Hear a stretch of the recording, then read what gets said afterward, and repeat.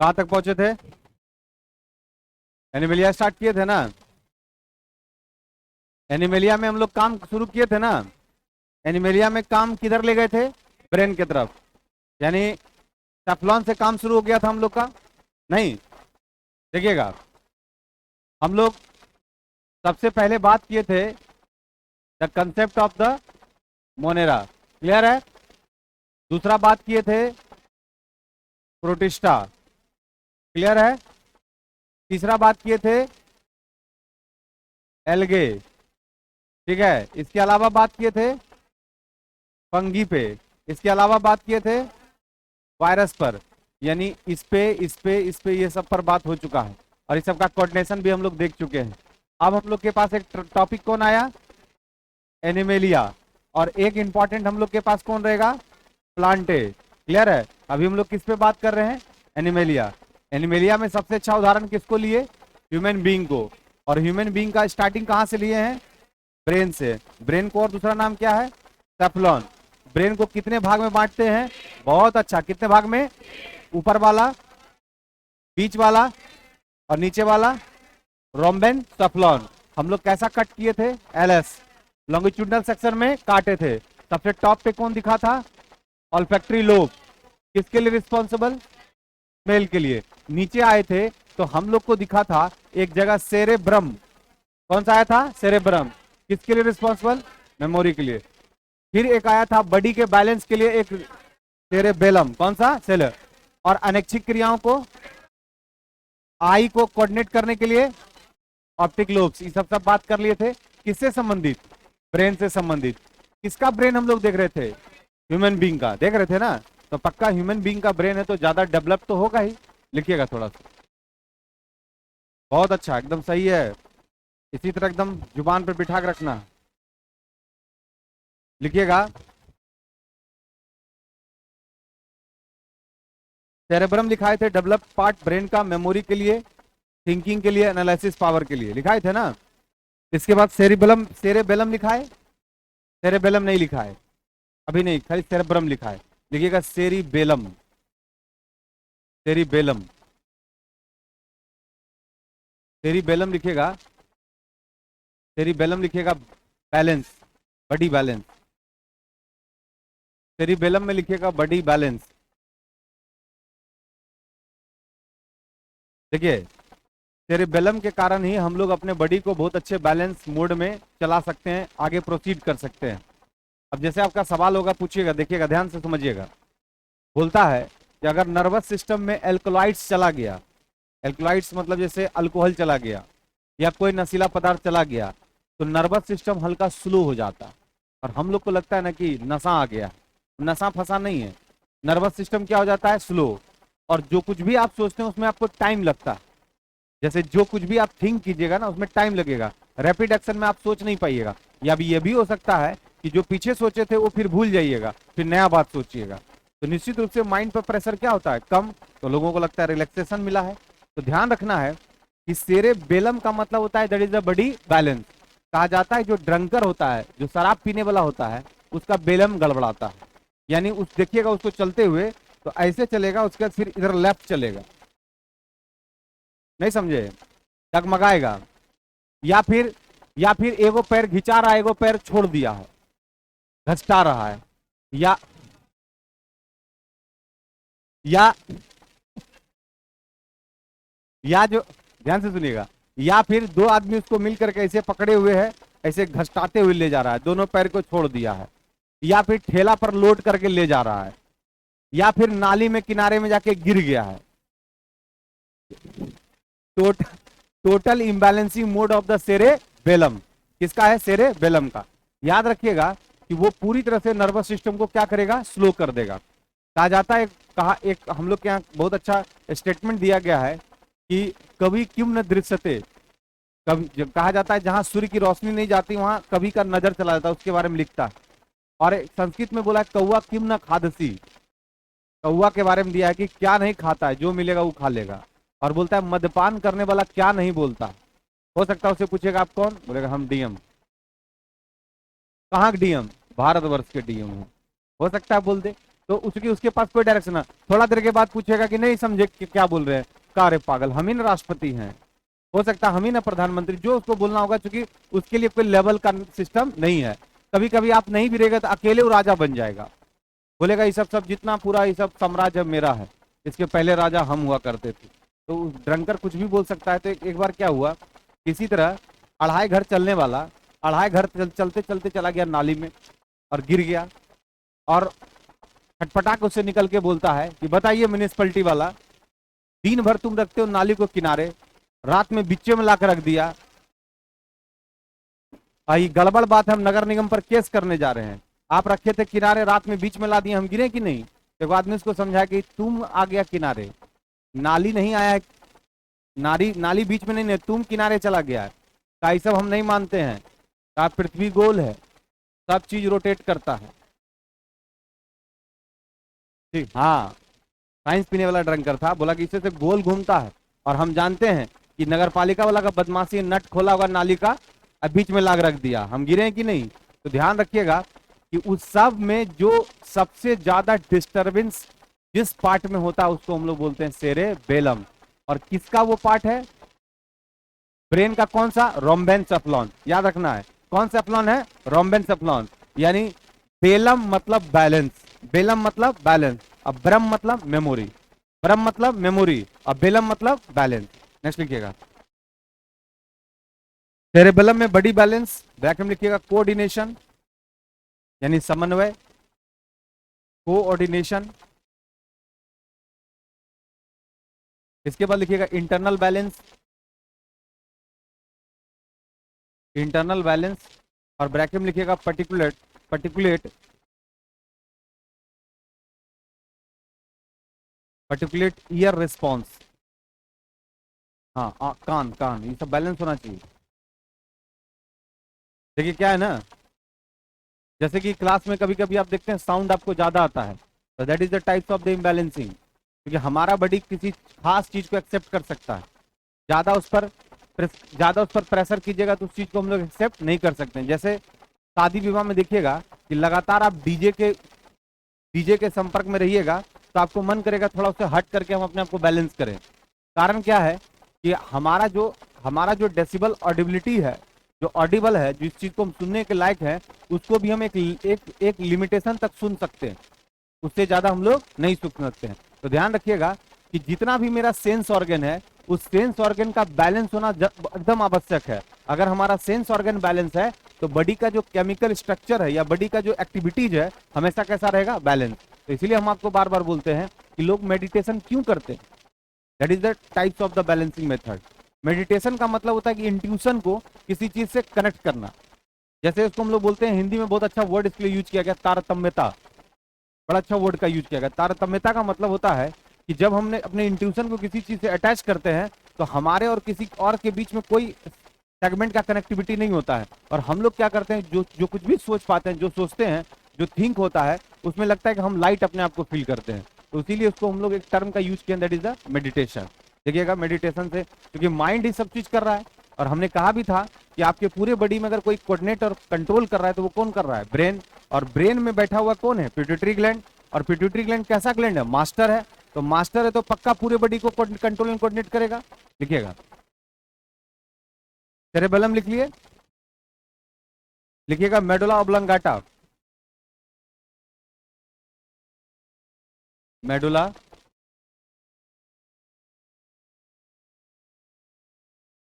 हाँ है, भेज, हाँ,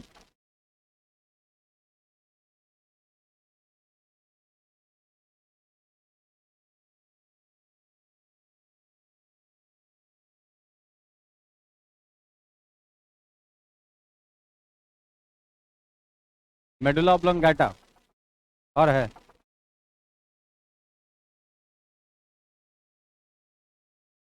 आना चाहता, आ जाओ,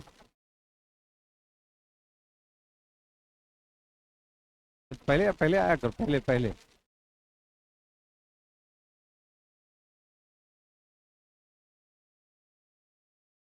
लिख लिए मेडुला ऑब्लंगाटा, मेडुला ऑब्लंगाटा में लिखिएगा, ब्रैकेट में लिखिएगा back side of the brain, medulla oblongata लिखिएगा back side of the brain, back side of the brain. Medulla oblongata लिखिएगा back side of the brain.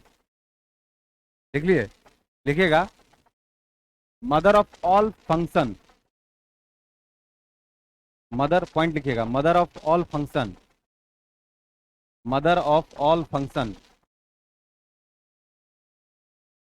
Mother of all function bracket में लिखिएगा related to brain, mother of all function related to brain. ठीक है, लिखिएगा अनैच्छिक क्रियाओं पर यह नियंत्रण करता है। अनैच्छिक मतलब अनकंट्रोल, जो हम जैसे छींक आना, उस पर तो हम लोग कंट्रोल है नहीं, नहीं तो अनैच्छिक क्रिया जितना भी चीजें उस पर कंट्रोल करने का काम कौन करेगा? Medulla oblongata. इसके बाद लिखिएगा मेडुला ऑब्लंगेटा में लिखिएगा इसके साथ साथ, इसके साथ साथ हाँ हार्ट बीट कंट्रोल, इसके साथ साथ हार्ट बीट कंट्रोल, मेटाबॉलिज्म, बोल दोस्तों वेंटिलेशन होगा एकदम बढ़िया फूल लगेगा, बोल।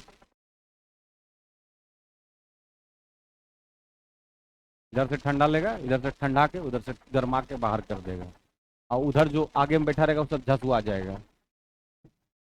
देखिएगा, नहीं तो इसका चेक करना है तो एक काम करना, ये वाला खोलना, इधर से हवा जाएगा और वो कोना पर, हाँ खोल, वही बोल रहे हैं, क्रॉस वेंटिलेशन जबरदस्त लगेगा, लगेगा कि शिमला में बैठे हुए। नहीं सर, हम ये बता रहे थे ना कि जैसे इधर से हवा जाएगा, इधर का गर्माहट वाला हवा लेगा और बोलेगा कुर्सी पर वहां पर बिठाना गेट पर, तो देखना वो झसवाते हुए नजर आ जाएगा, ताकि गर्म हवा जाएगा वहां पे। ठीक है, किसी को बिठा के देखना, नहीं तो जो उधार वाला है कोई, लिखिएगा। अब उतना डिटेल मत करो यार, लिखिएगा हार्ट बीट को कंट्रोल करता है, मेटाबॉलिज्म को मेंटेन करता है। मेटाबॉलिज्म समझते हैं? थोड़ा समझाते हैं, थोड़ा समझिएगा। खोल ना दे, खोल। देख, मेटाबॉलिज्म, अब बताइए मेटाबॉलिज्म कितने भाग में बटा हुआ? दो, एक को बोलते हैं एना और एक को बोलते हैं केटा। आराम से समझिएगा, बोलता है मेटाबॉलिज्म का, इसको हिंदी में हम लोग बोलते हैं उपापचय की क्रिया, शरीर में एक क्रिया होती है उपापचय, और इस मेटाबॉलिज्म को हम लोग दो भाग में बांटते हैं, एक एनाबॉलिज्म और एक कैटाबॉलिज्म। बड़ा अच्छा कंसेप्ट है। एना मतलब होता है that is a segment of the, यहाँ जुड़ना, यानी यहाँ पर क्या करेगा? जुड़ेगा, तो जुड़ने वाली प्रक्रिया को हम लोग क्या बोलते हैं? एना। और केटा मतलब टूटना, तो केटा टूटता है और एना जुड़ता है। याद रखिएगा, एक बार टूटेगा एक बार जुड़ेगा, और ये हमारे बॉडी में पूरे फिजियोलॉजी सेगमेंट में ये काम करेगा, जुड़ेगा टूटेगा, जुड़ेगा टूटेगा, और इस तरह से हमारे पूरे शरीर का एक्टिविटीज हो पाएगा। जैसे इसका सबसे अच्छा उदाहरण बताते हैं कि हम कोई खाना खाए तो हम लोग के शरीर में कौन सी प्रक्रिया होगी? डाइजेशन। तो डाइजेशन, आप बड़ा चीज खाते हैं, टूट टूट करके आपके हर सेल तक पहुंचाता है।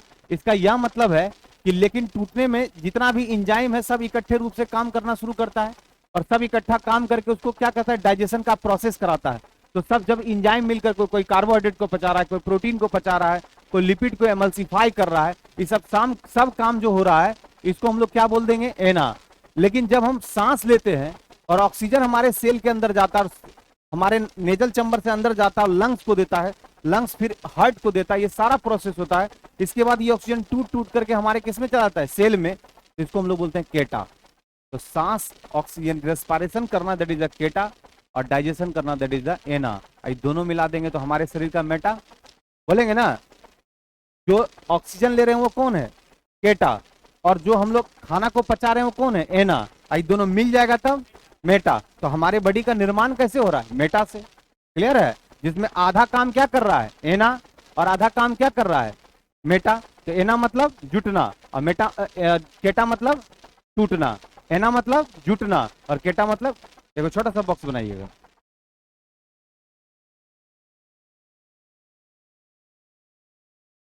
थोड़ा सा लो, धीरे धीरे खोल के हवा लेना, फिर बंद कर। लिखिएगा, एक छोटा सा बॉक्स में लिखिएगा मेटाबॉलिज्म। मेटाबॉलिज्म को दो भाग में बांटिएगा, एनाबॉलिज्म और कैटाबॉलिज्म। कोई भी चीज को एकदम क्लेरिफाई करके आगे बढ़ना है, तब कंफर्म हो जाएगा कि आप पढ़ क्या रहे हैं। ठीक है, मेटाबॉलिज्म को दो भाग में बांटते हैं, कैटाबॉलिज्म और एनाबॉलिज्म। यानी अगर कोई पूछेगा कि केटा और एनाबॉलिज्म दोनों मिलेगा तो किसका निर्माण करेगा? मेटाबॉलिज्म। केटा मतलब टूटेगा, केटा मतलब टूटना, एना मतलब जुटना। तो याद रखिएगा कि केटा के नीचे एग्जाम्पल में लिखिएगा रेस्पायरेशन, केटा के नीचे लिखिएगा रेस्पायरेशन, केटा के नीचे लिखिएगा रेस्पायरेशन, और एना के नीचे लिखिएगा डाइजेशन। दोनों मिलकर के करता है मेटाबॉलिज्म। ठीक है, बॉक्स बंद कर दीजिए। समझ गया बात को? चलिए, तो मेटाबॉलिज्म हार्ट बीट कंट्रोल कौन कर रहा है यहाँ पे? Medulla oblongata. लिखिएगा, साथ ही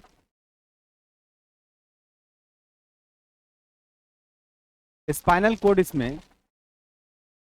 साथ ही इसमें स्पाइनल कोड प्लस ब्रेन मिलकर,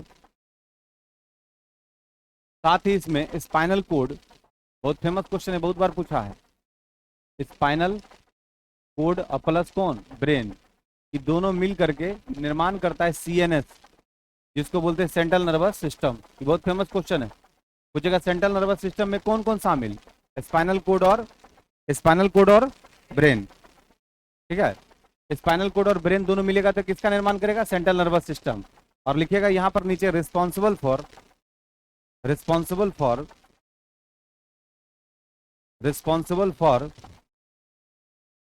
reflex action, responsible for reflex action and coordination, responsible for reflex action and coordination। ठीक है, कौन एक्शन? रिफ्लेक्स एक्शन और साथ ही साथ कोऑर्डिनेशन। इधर ध्यान रखिएगा, ये दोनों बहुत इंपॉर्टेंट है। आई कौन करता है? Central nervous system. क्लियर है? अब देखिए, एक बार फिर से हम लोग इसको क्लेरिफाई करना चाह रहे हैं। हम चाह रहे थे कि एनिमेलिया का काम शुरू करें। किसका काम शुरू किए हैं? एनिमेलिया। तो हम लोगों ने किसका उदाहरण लिया? ह्यूमन बीइंग का। तो हम सबसे काम पहले कहां से शुरू किए? ब्रेन से। निश्चित तौर पर हमारा ये सर है, तो हम यहीं से काम शुरू करते हैं। तो जब अपने सर को देखें तो पता चला कि हमारा सर एक क्रेनियम बॉक्स में, यानी एक क्रेनियम बॉक्स में क्या है? एम्बेडेड है, धसा हुआ है। और इस एम्बेडेड सिस्टम को हम जब खोलते हैं तो हमारा क्या निकलता है? ब्रेन। तो ब्रेन को जब हम निकाल करके उसका क्या काटे? एलएस, यानी लॉन्गिट्यूडनल सेक्शन काटते हैं, यानी उसको हम ये परपेंडिकुलर लेवल पर काटते हैं। तो पक्का एक पूरा हम लोग को देखने को मिलता है। और इस तरह से हम लोग को देखने को मिलता है कि यहाँ पर एक बनता है क्या? ऑल्फैक्टरी लोब, और बीच में इसके मिडिल में मीडियन फीजर। और यहाँ पर हम लोग देख पाते हैं कि दो बनता है क्या? Optic lobes. और नीचे से क्या बनता है? Medulla oblongata. इसी में सेरेब्रम और सेरेबेलम। तो हम इसको कितने भाग में बांटते हैं? 3। एक कौन? प्रोजेंसेफ्लॉन, बीच में कौन? मेसोनसेफ्लॉन, और ये कौन? रोम्बेनसेफ्लॉन। इसमें बांट दिए। फिर इसका सबका अपना अपना सेगमेंटेशन है। बोले थे कि ऑल्फैक्टरी लोब स्मेल के लिए रिस्पॉन्सिबल है कि नहीं? और सेरेब्रम मेमोरी के लिए, सेरेबेलम बॉडी के बैलेंस के लिए, मेडुला ऑब्लांगाटा अनैच्छिक क्रियाओं को कंट्रोल एंड कोऑर्डिनेट करने के लिए, और ऑप्टिक लोब विजन के लिए, विजन को एडजस्ट करने के लिए। तो ये सारा हम लोग ब्रेन से संबंधित बात को क्लैरिफाई कर लिए। फिर हम लोग पता करना चाहे कि अच्छा ठीक है, ब्रेन के साथ और किसको जोड़ेंगे? क्योंकि अगर ये हमारा शरीर है तो हमारे शरीर में ये हम लोग का वर्टिब्रल कॉलम है, और ये वर्टिब्रल कॉलम को हम लोग बोलते हैं स्पाइनल कोड। और ये स्पाइनल कोड से पूरे बॉडी में हम लोग का तार बिछा हुआ है, जिसको हम लोग बोलते हैं टाइप्स ऑफ द न्यूरॉन्स। और ये पूरा नर्वस सिस्टम न्यूरॉन्स के साथ बना हुआ है। तो हमने कहा भी था कि ब्रेन पढ़ेंगे तो हमको एक सिस्टम पढ़ना पड़ेगा जिसका नाम होगा नर्वस सिस्टम। और इस नर्वस सिस्टम के यूनिट को क्या बोलेंगे? न्यूरॉन। तो सबसे बड़ा सेल है न्यूरॉन, और सबसे बड़ा सिस्टम है नर्वस सिस्टम। तो उसी नर्वस सिस्टम में हम लोग किसको पढ़ रहे थे? ब्रेन को।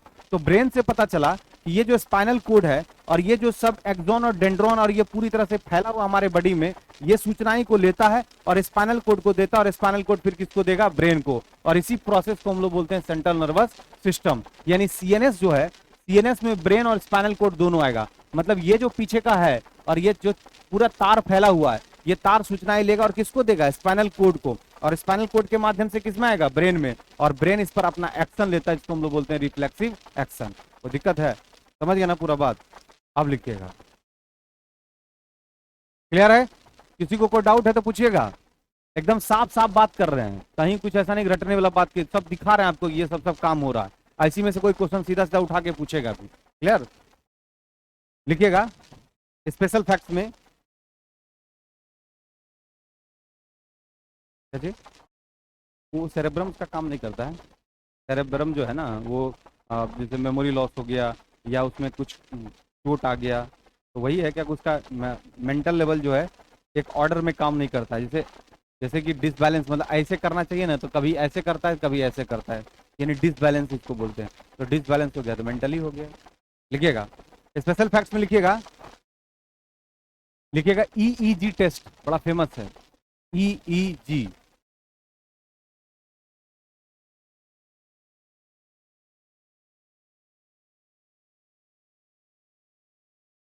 लिखिएगा ईईजी टेस्ट,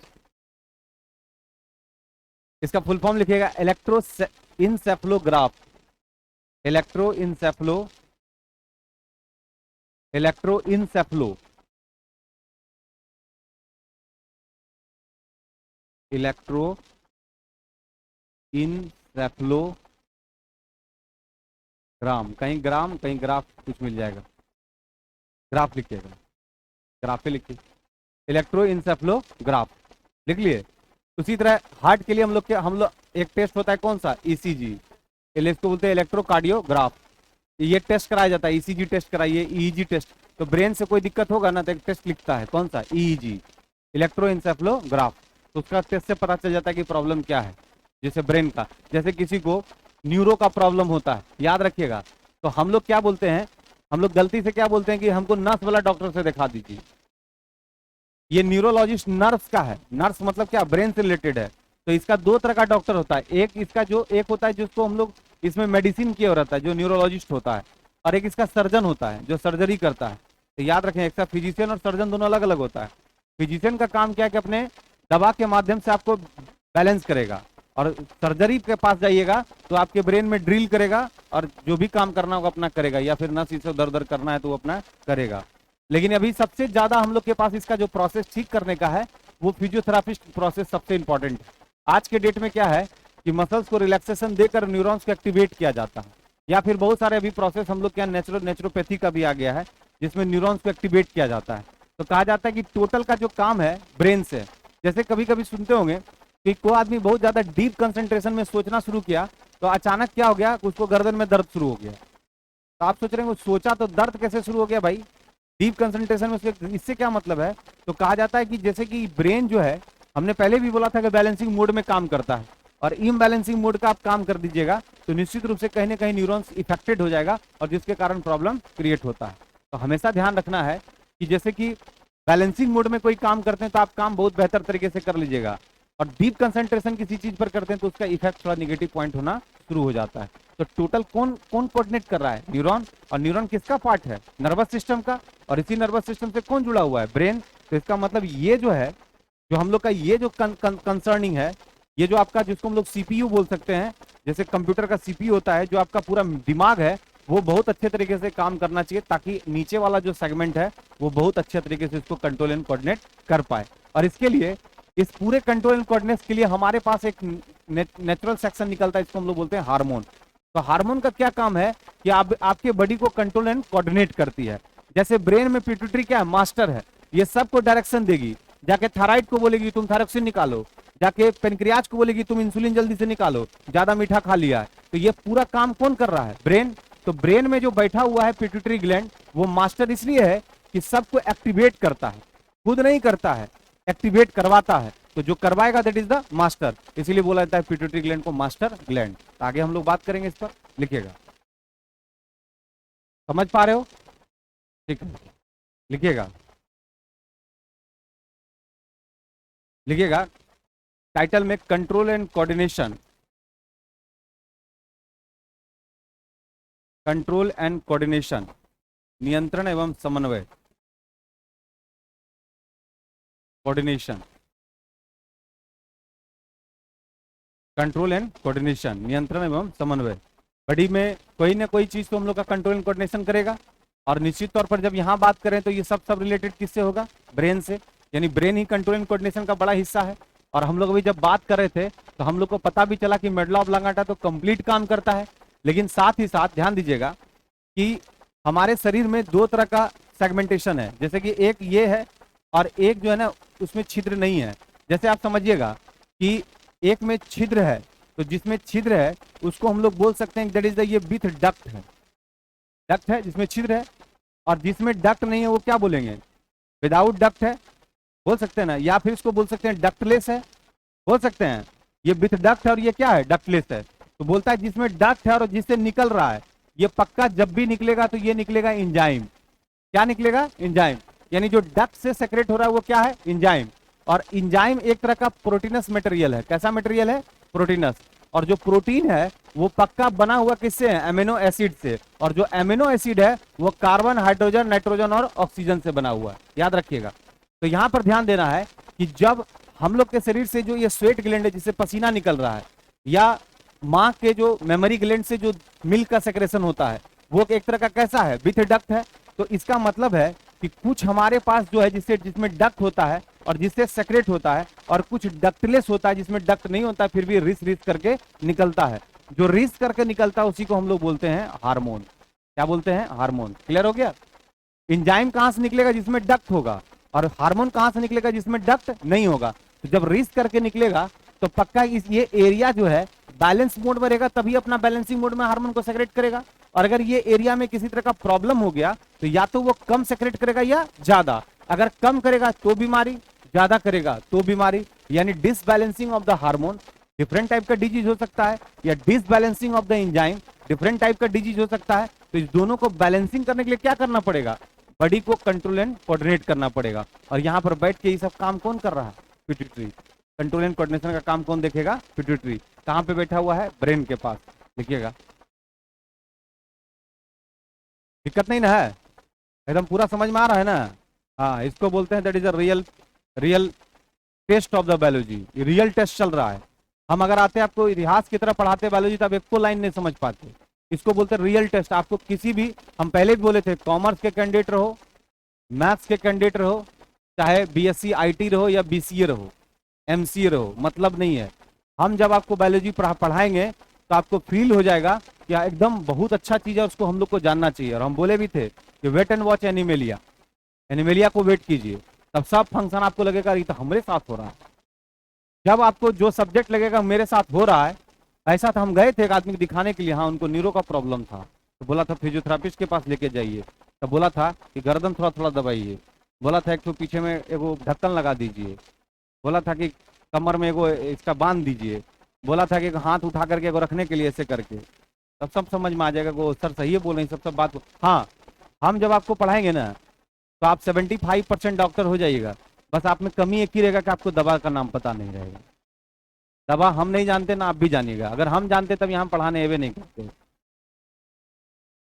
अगर अगर वो 25% दवा हमको पता होता कि कौन बीमारी के बाद कौन देना है, इस सब में दिक्कत क्या क्या कौन कौन दे देंगे, तो यहाँ काहे के लिए आते हैं? बगल में कहीं क्लिनिक में बैठ करके बुला बुला कर आओ इधर आओ। हाँ, नहीं जो भी करते, अब जैसे भी होता, लेकिन दवा देना शुरू कर देते। तो याद रखिएगा कि हमको इसका फिजियोलॉजी पता है, हमको इसका मेटाबॉलिज्म पता है, हमको इसका एनाटोमी पता है, लेकिन हमको दवा पता नहीं है। यानी कि बाहर निकले कोई पूछ लीजिएगा कि सर हमको भी प्रॉब्लम, कौन दवा खा लेंगे? ठीक है, तो हमको सिर्फ इसका क्या ना स्ट्रक्चर पता है, इसका मेडिसिन हमको पता नहीं है। अगर होता तो हम पढ़ाने नहीं आते, तब हम अपना दवा दवा करते। क्लियर? लिखिएगा, लिखिएगा। कंट्रोल एंड कोऑर्डिनेशन में मानव शरीर में दो प्रकार की ग्रंथि पाई जाती है, दो प्रकार के ग्लैंड पाए जाते हैं मानव शरीर में।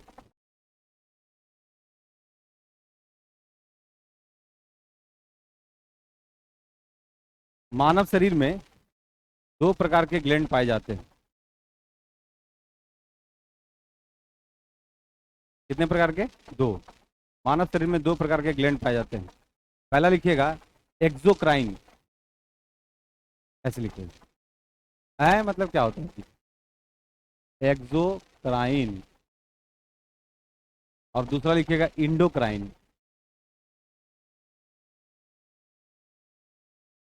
एक लिखिएगा एक्सोक्राइन और दूसरा लिखिएगा इंडोक्राइन। ठीक है, एक्सो मतलब डक्ट होगा और इंडो मतलब डक्ट नहीं होगा। अभी तो बताएं, तो एक्सोक्राइन को डक्टलेस बोल सकते हैं, एक्सोक्राइन को डक्टलेस बोल सकते हैं, विथ डक्ट बोल सकते हैं। एक्सोक्राइन को क्या बोलेंगे? विथ डक्ट, यानी इसमें डक्ट है। और इंडोक्राइन को डक्टलेस बोल सकते हैं, विदाउट डक्ट बोल सकते हैं। तो दोनों नाम लिख लीजिएगा, एक्सोक्राइन में लिखिएगा विथ डक्ट और इंडोक्राइन में लिखिएगा डक्टलेस या विदाउट डक्ट, डक्टलेस या without duct. Exocrine with duct, exocrine में लिखिएगा विथ डक्ट और इंडोक्राइन में लिखिएगा डक्टलेस या विदाउट डक्ट। ठीक है, अब लिखिएगा, नीचे लिखिएगा example of the exocrine, example of exocrine. Sweat gland, जिसको श्वेत ग्रंथि का, जिसे पसीना निकलता है। एग्जाम्पल ऑफ एक्सोक्राइन में लिखिएगा स्वेट ग्लैंड, जिससे पसीना निकलता है। मेमरी ग्लैंड, जिससे दूध का स्रावन होता है, मतलब मिल्क का सेक्रेशन होता है। Mammary gland, memory, memory, mammary gland, जिससे सेक्रेशन ऑफ द मिल्क होता है, जिसको पी करके आप बड़े हुए हैं। मेमरी ग्लैंड, कौन सा ग्लैंड? मेमरी ग्लैंड, जिससे किसका सेक्रेशन होता है? मिल्क का। नेक्स्ट पॉइंट लिखिएगा मायोबियन ग्लैंड, आंसू, जिससे आंसू निकलता है। मायोबियन ग्लैंड लड़की में बहुत एक्टिव रहता है। वाह, तू लोग तो लगता है एकदम ये नहीं है, गजब करता है, खाली बोले बस यस सर। मायोबियन ग्लैंड, देखिए कभी कभी किसी लड़की में मायोबियन ग्लैंड एक्टिव नहीं होता है, तो उसको पीछे से पानी पिलाया जाता है। ससुराल में देखिएगा, जब मतलब मायके से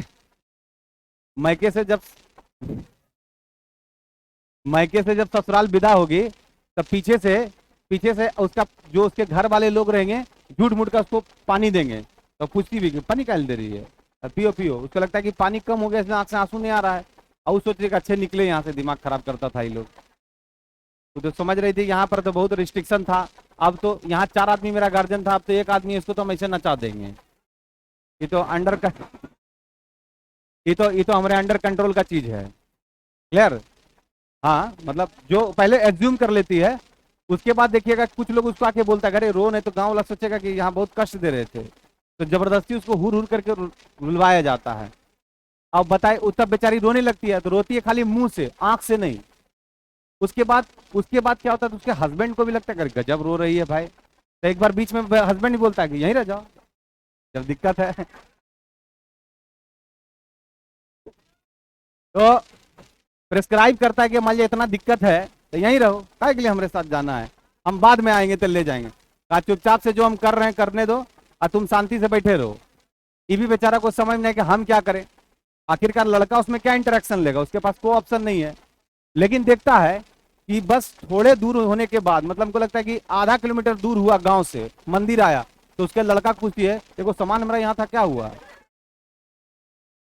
वो लड़का पूछ रहा है कि अभी तो रो रही थी एकदम पूरा लोट पोट होकर के, अभी सामान का चिंता क्या हुआ? कहा वो सब खत्म हो गया कहानी। कहा सुनो, देखो सामान, एक खाने वाला हमारा उधर सामान था, वो सब इमीडिएट तैयार करो। कहा अब किसी का याद आ रहा है? कोई याद नहीं आ रहा है। तो याद रखिएगा कि मायोबियन ग्लैंड को कभी कभी हम लोग को एक्टिवेट कराना पड़ता है, ताकि समाज में एक अच्छा मैसेज जाए कि नहीं, उसको बहुत दुख है घर से जाने का।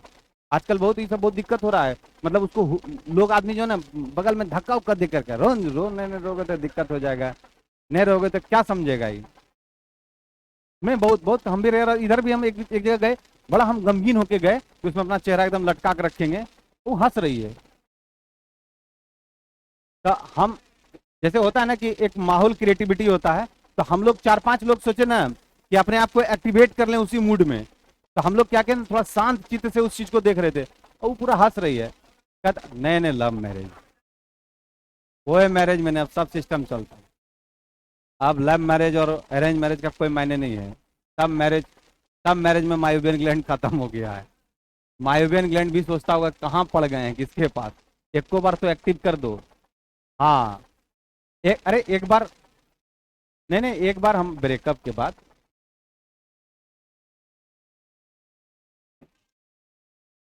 ब्रेकअप के बाद आदमी रोता है।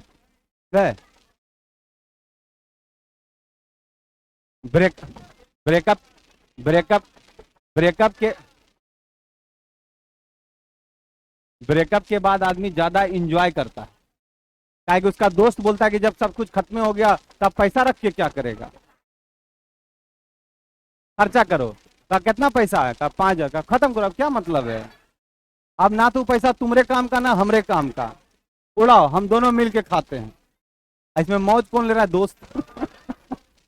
और वो जो कष्ट दे करके खर्चा कर रहा है, वो सोच रहा है कि मान लीजिए फिर ठीक हो गया तब कहीं पैसा का जरूरत पड़ेगा, तब फिर बाद में पूछता भी है बीच में कि अगर,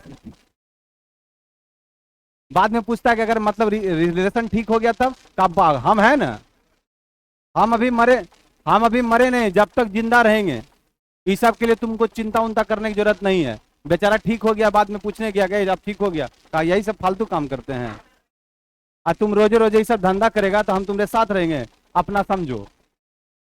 जब तक आपके पास उपलब्धता है, संपन्नता है, तब तक आपका मित्र आपके साथ प्रगाढ़ता है। जैसे पैसा खत्म, दूसरे दिन आप पूछिएगा कि क्या करना चाहिए, कहा कि जो मर्जी हो करो, हम मतलब नहीं रखते हैं, तुम देखते हैं रोज रोज यही धंधा पसारे हुए हो। कहा नहीं, फिर एगो पैसा आने वाला है, कहा ठीक है तो हम तुम्हारे साथ हैं।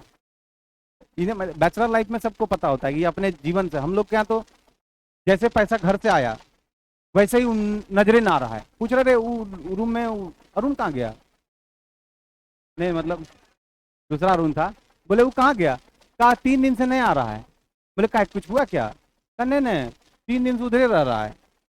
तो उसको फोन भी किया गया कि आओगे, कहा पागल वही घर में रहेंगे, तुम लोग एकदम घर को भूत बंगला बना दिए हो, न झाड़ू देते हो, न अच्छा खाना बनाते हो, खाली डीवीसी खा खा के मुंह किया गया है, रोज दाल भात चोखा, रोज दाल भात चोखा, ये खाना है।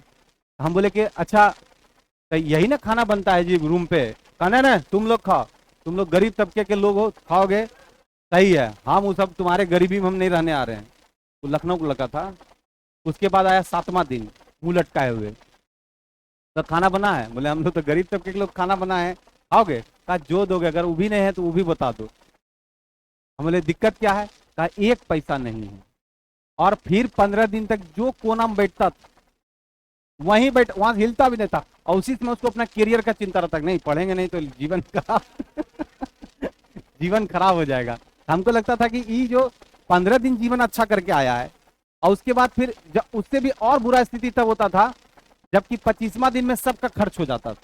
जैसे एगो बैलेंसिंग मोड में तो ठीक है, तो 5 दिन ढूंढा जाता था कि कहां पर भंडारा लग रहा है। हाँ, भंडारा में जाइए, नाचिए, खाना खाइए, थोड़ा सा लेकिन नाचना पड़ेगा। जैसे जैसे जैसे जो ना भगवान जी जो ना भागवत जैसे जैसे शुरू हुआ वैसे सब नाचना शुरू किया, लेकिन टारगेट ये रखिए कि छूटेगा बस, सीधा भंडारा में सबसे पहले पंक्ति में लग जाना है। और ऐसा नहीं कि थोड़ा सा लेना है, ये भी लेना है, इसमें भी लेना है, और उसमें बोलना है कि आंटी जी घर पे 2 और आदमी है, उसका भी दही दीजिए, क्योंकि चारों मिलेगा तब ये पेट भरेगा। कि आपका जो दिया है प्रसाद तो प्रसादन होता है, और यहाँ तो प्रसाद खींच रहा है। यहाँ का देखिएगा, बिहार का लड़का कहीं भी परीक्षा देने जाएगा सबसे पहले पता क्या खोजता है, गुरुद्वारा। गुरुद्वारा में जाता है कि हम कहाँ सोएंगे, यहाँ का चादर उधर कहाँ धो के ला देते हैं, गाई बहुत अच्छा है सब ला। बोला खाना, का खाना एकदम जाइए आराम से जम के खाइए, कोई दिक्कत नहीं है। का कितना दिन रह सकते हैं हम लोग, कितनों दिन। तब बोलता है कि वहीं जाके क्या करोगे, वहां जाओगे फिर अपने से खाना बनाना पड़ेगा, यहीं रहते हैं। पीटी मेंस इंटरव्यू फाइनल ले जाएंगे, जितना दिन टिकना है टिक जाते हैं, बहुत लोग रहता है। स्टूडेंट सबका समझिए, गुरुद्वारा समझिए कि आज के डेट में उसके लिए एक बहुत अच्छा जगह है। हाँ?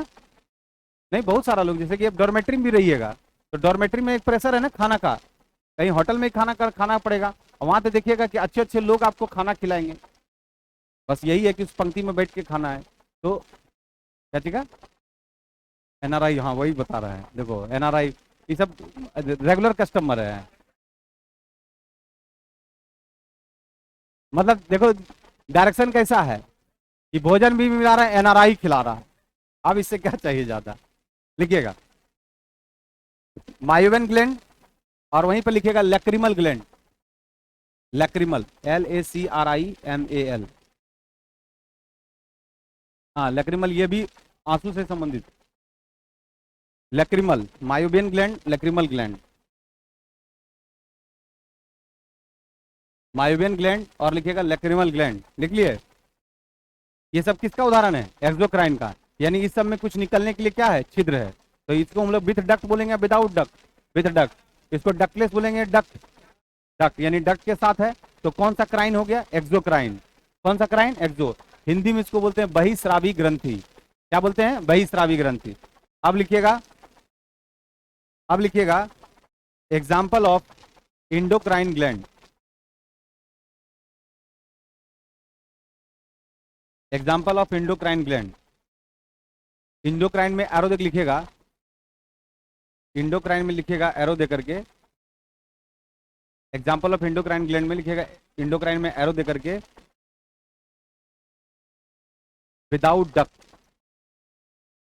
इंडोक्राइन में एरो देकर लिखिएगा विदाउट डक्ट, विदाउट डक्ट, और लिखिएगा सेक्रेट्स हार्मोन, एरो देकर के लिखिएगा सेक्रेट्स हार्मोन, हार्मोन का सेक्रेशन करता है, सेक्रेट्स हार्मोन, ठीक है, किसका सेक्रेशन करता है, हार्मोन का। और हार्मोन में एरो देकर नीचे लिखिएगा कि दिस वर्ड इज, या hormone word used by, hormone word used by Stirling,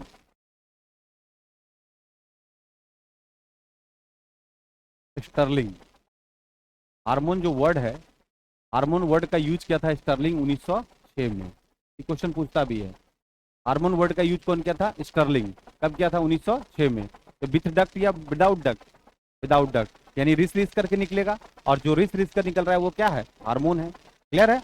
और जो जो छिद्र से निकल रहा है वो एक तरह का क्या है, एंजाइम है। और उससे और अलावा उदाहरण है मायोवेन ग्लैंड जिससे आंसू निकलता है, लैक्रिमल है, मेमोरी ग्लैंड है कि नहीं, ये यानी इसका मतलब हम लोग के पास दो ग्लैंड हो गया, एक एक्सो और एक कौन हो गया, इंडो।